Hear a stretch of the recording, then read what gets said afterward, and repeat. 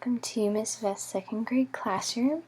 You come into our room with this door and you will see that we constantly are trying to work together and collaborate, because that by helping others learn, that helps us relearn if we are the ones that have mastered it, and that's after we have overcome a challenge. When we worked really hard to grow, and so we want to help others work really hard to grow and cheer them on as they do it. And it just helps us learn too, because teaching just reiterates the information to the students. So we've done that by having them work in groups. There will be time for independent work, but most importantly, I really wanted them to collaborate. And this back row is where students with any ADHD accommodations or other needs that might like to stand up, if they didn't have other preferential seating, they can do so without blocking the learning of others if we are working from the smart board. Some more collaboration time can be with Legos right over here, and that is where I might just give vague directions and really work on some STEM implementation. Or with iPads, since we only have 10, we will definitely have to learn to share, so that will help us learn to become more friends. If we're in small guided reading groups or small groups, this is where we can also not only just work together, but see everyone who's talking, since we're in the semicircle.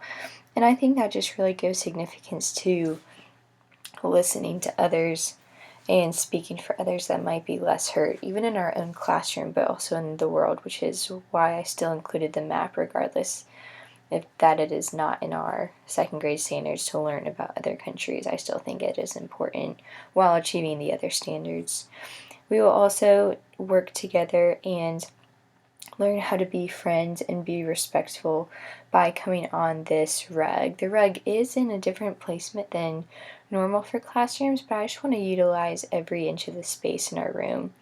Along with, that's why I have a lot of space in throughout here, so that people are moving around.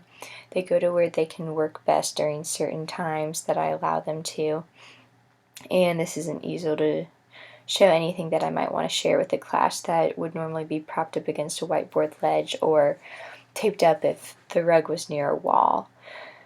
I have blankets here in our reading center, as well as a couch, just to create 15 minutes of independent reading was very important to me, because it just helps us grow our own voice by relating to others.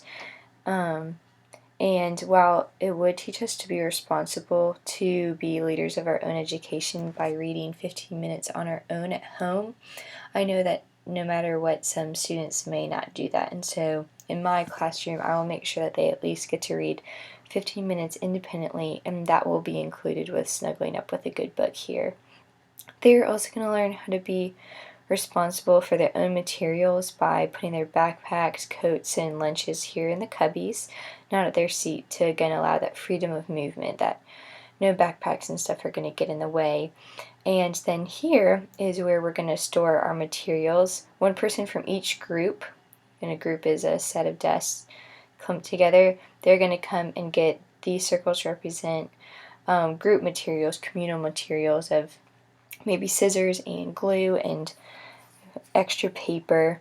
And then underneath will be, and you can see in the slideshow on the website, one shelf for each student's individual pencils, one shelf for their Just Right books and any books we might be using for class that day for research or something, and then one last shelf for their binders or notebooks or what have you. And that just keeps it organized instead of worrying about a desk and rummaging through and kind of distracting others. There will be times when they come up, do the transition, and get their materials that they see necessary for the rest of the day after some instruction on that.